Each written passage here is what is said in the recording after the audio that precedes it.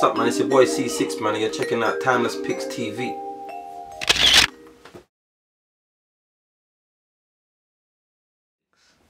Wow, you know, CeeSix is just a basic name. It come from my old private number plate that I had. People used to just see me and just identify me by my car, by the number plate, and just say CeeSix.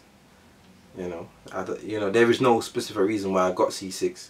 C is my initial to my first name, and 6 was the only number available because you have to have a number in it. So it kind of just worked out, and now it's just kind of fallen into place. Nothing dramatic.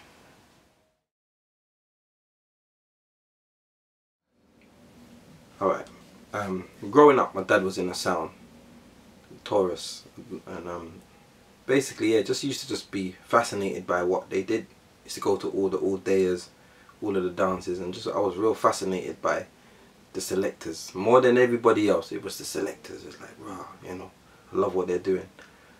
Fast forward a few years, I met DJ I, who was he's a real good DJ.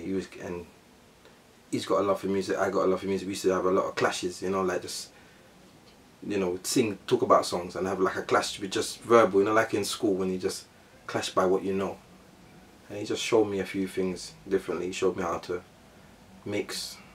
You know, I knew how to play tune and select tune, but I didn't know how to mix. And yeah, so from there, you know, so it's been something that's always been in me. It's always been in me, you know. So, but those are my two main influences, my dad and I.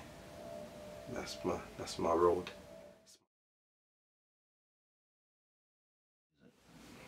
Alright, as you know, I'm what you call an open format DJ, a multi-genre DJ. I don't actually specialize in any particular genre. However, reggae dancehall, I would say, are my strongest. You know, that is my backbone. I understand it better than any other genre. That's what I know from my childhood, come right up. But I have a love affair with R&B and hip hop, and likewise with garage. Garage, I spent many years raving in garage raves, you know, buying garage records and just enjoying garage. So I've got a passion for all these different genres. So I don't actually have a favourite. But if you had asked me this question about 5-6 years ago, I would have said reggae easy. You know, because I feel that I didn't understand the other genres as much. You know, I've got a much better understanding as I've come along, you know, in my journey, and I believe that, yeah, I just love them all. So yeah, no favourites right now.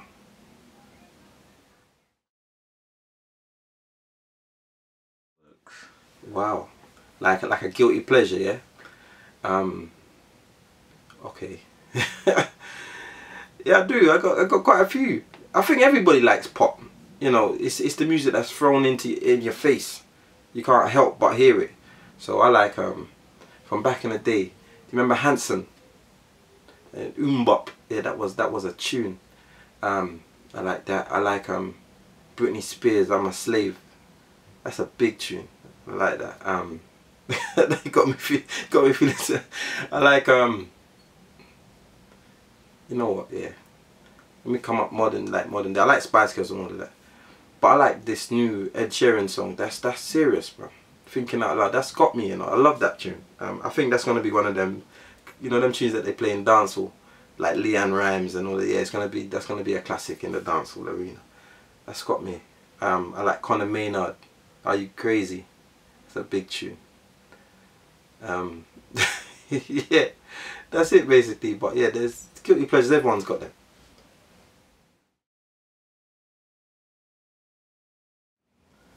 Wow, you know what? I just think it's basically comes down to 3 factors. The first factor is we don't have promoters promoting. You know, we have anybody that can put on a rave at the moment. So you find that people without the passion for the music are putting on the events, or people without the understanding of an event are putting on events. So obviously ravers go out and are disappointed. The more times you're disappointed, the more negative you feel about the actual industry or the raving scene. music is very accessible. Gone are the days when you have to go out and buy music and queue up in a record shop and get to, you know, build relationships and, you know what I mean, and kind of earn your position in the rave as a DJ. Gone are the days of that, you know, you get your laptop and you got people just get music, and I feel that we got a lot of DJs without the passion for music that are playing, you know, a lot of DJs that undercut in prices, you know, you undercut, you know, and you end up, you know, you get what you pay for basically. So, and I think that's happening. And thirdly, you know, our venues are being shut. Now, whether that's because our people go out and misbehave, or, you know, they don't want us to have these, I'm not here to discuss that. I don't know anything about the full reason behind it. I wouldn't blame it on our people entirely. But those are the three factors that I believe have ruined our raving scene. I don't think it's totally ruined. I still think we have a lot of good events, a lot of good brands, and I do see it changing. I do see it changing because ravers are cottoning on to, you know, what's actually happening. Those DJs that are undercutting and are crap are being pushed out, you know, because, you know, ravers are demanding quality again. So when you demand quality, you have to give them a quality product.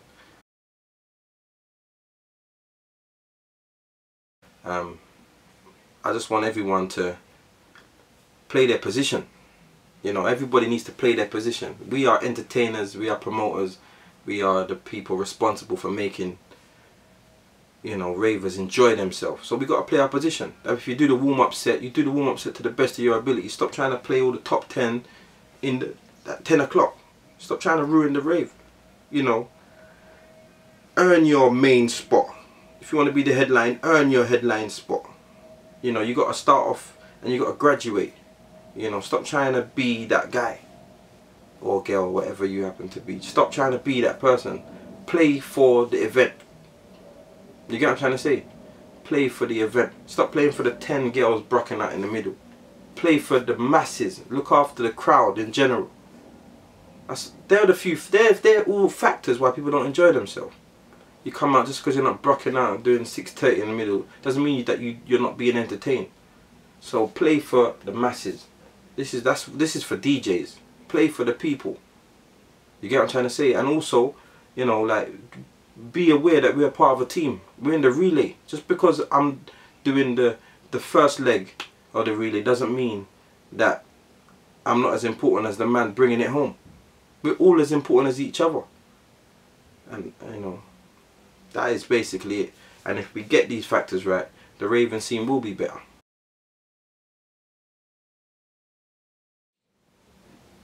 Base your price based on what you believe you're worth. I don't believe there's a guideline. Every man's purpose in this earth is different. You know, I don't believe there's a guideline in price. However, you must believe that you're worth the price you're saying. So whether you believe you're worth loads of money or a little money, it's what you believe. There will be people that think that you're not worth the price you're saying that you're worth. However, that bit there, that's for them. Then don't work with them.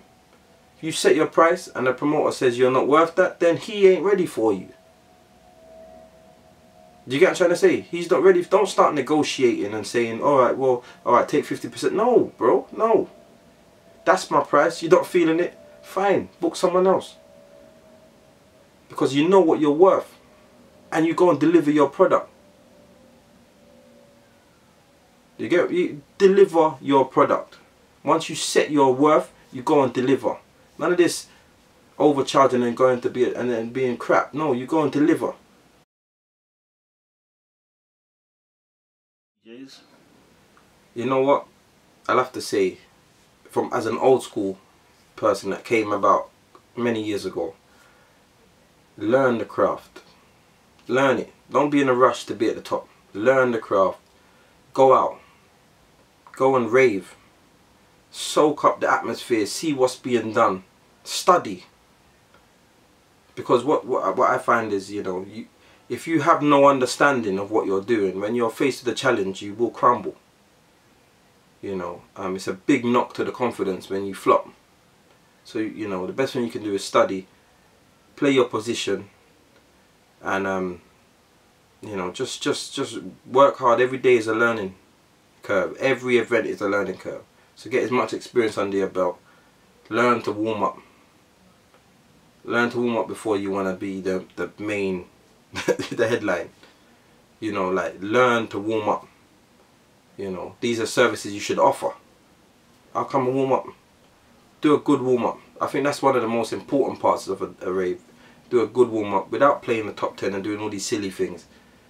Earn respect as a DJ. Once you earn respect, then you know, people will, you know, promoters will book you. People will book you for their parties and events, and you know, so it's just about a graduation process.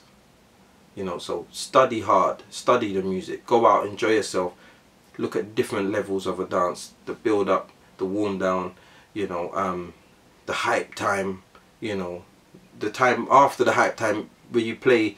You know, you have to kind of almost have to understand that people have actually are burned out. So it's like the fan break, you know, the refresh moment, but the music has to still be of a certain quality. So you wouldn't start playing tunes that you expect people to jump up and down to and run around to, because then they need, it's call out time, but it's still got to be relevant. Understand relevance, you know, create an identity for yourself, know who you are as a DJ. Once you know who you are, you can then deliver your product. Don't try and be no one else. Don't emulate no other DJ. Be you. Use your style of mixing, your style of, you know, selecting music, and it's just you. You ultimately are going to be the product.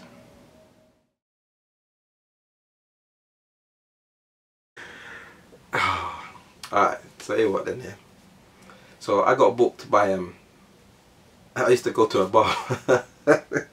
One of my barbers, yeah, back in the day, used to put on events, and obviously I told him I'm a DJ and whatnot, and he gave him my mix CD, and he was kind of like, oh yeah, you're doing alright, that sounds good. So he booked me. Now, say his party was, I can't remember the exact months, but say his party was a couple months away, and in between that time I was going to Jamaica. So I went to Jamaica for a month, and while I was out there, obviously I was raving and collecting music and just going to get dubs and stuff, you know. So, but Jamaica's ahead in terms of dancehall. So, you know, all the tunes that were licking out there, man. I remember going to Asylum, and I was just in there, and some tune was playing, and it bust the dance. I was like, rah, okay. And then I went to one of them like pasa pasa kind of things, and the same tune again, bust the dance, and I'm like, alright, cool. So digged out the tune and found out what it was. Anyway, so I've come back now. You know, fast forward, I come back to London, and I've got the dance like the next day. So I come back on a Friday, the dance is on the Saturday. So I've gone to the dance. It's kind of a dance with peer. It's like a yardie dance, if you get what I'm saying, like a bashment dance. So I've come in, shit, and I've just started to play like I was that DJ in Jamaica. Just play the two brand new. And trust me, everyone stood up and looked at me like, what? What's this? Right? And the DJ that was supposed to be coming on next in an hour said, "Nah, come, you come," and took me off. Yo, it was the most embarrassing thing in my life.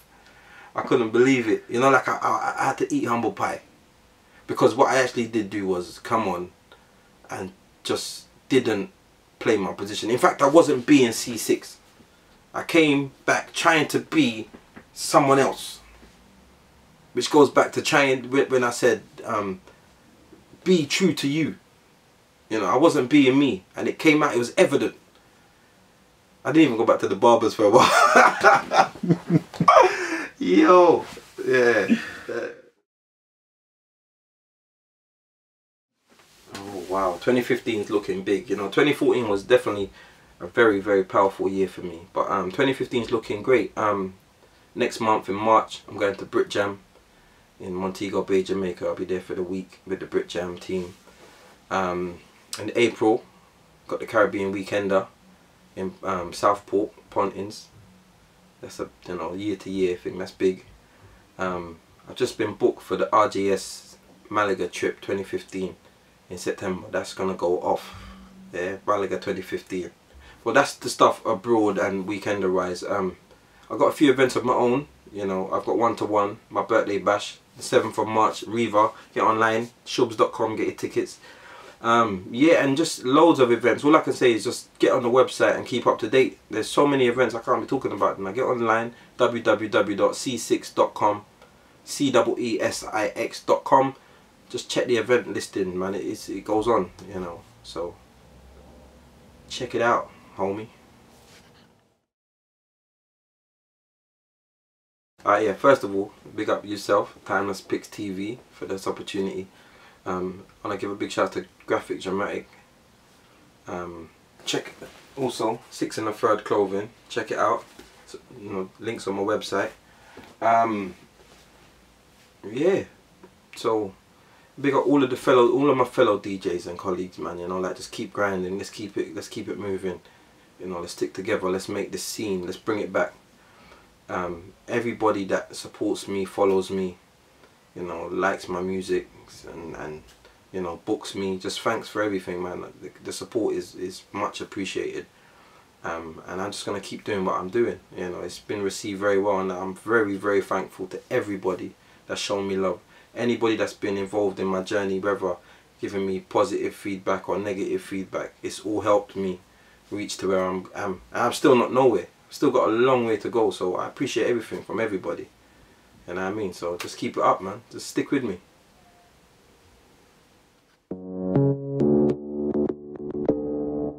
Nothing on that beat, nope.